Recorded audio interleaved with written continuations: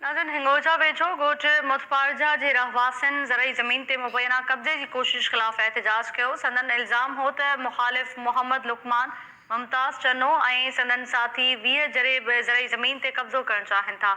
केतिरनि ई ॾींहंनि खां फायरिंग करे हिसाए रहिया आहिनि ऐं ज़मीन ख़ाली करण लाइ धमकियूं ॾेई रहिया आहिनि। हिंगोजा वेझो ॻोठ मुतपारछा जे रहवासियुनि ज़रई ज़मीन ते मुबैना कब्ज़े जी कोशिश ख़िलाफ़ एहतिजाज कयो। वधीक तफ़सील मालूम कयूं था टाइम न्यूज़ जे रिपोर्टर अब्दुल जब्बार चांद खां। जी अब्दुल जब्बार चांद, कहिड़ा तफ़सील आहिनि?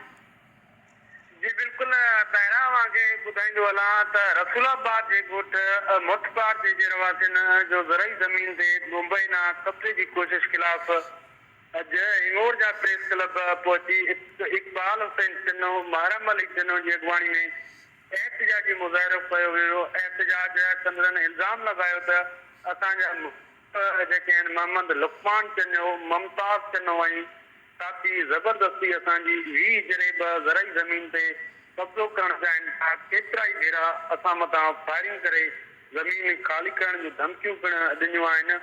असां वटि ज़रई ज़मीन जा खाता पिणु मौजूदु आहिनि, पर मुख़ालिफ़ सिर्फ़ ॾाट ते ज़मीन हासिल करणु घुरनि था, जेको वॾो ज़ुल्म आहे। हिननि वज़ीर आला सिंध ऐं ॿियनि वसवारनि खां मुतालबो कयो आहे त फौरी तौर ते धमकियूं ॾींदड़ ख़िलाफ़ कार्रवाई करे असांखे इंसाफ़ फराहम कयो वञे। ठीक आहे, महिरबानी मांजी अब्दुल जब्बार चांद तफ़सील ॾियण लाइ।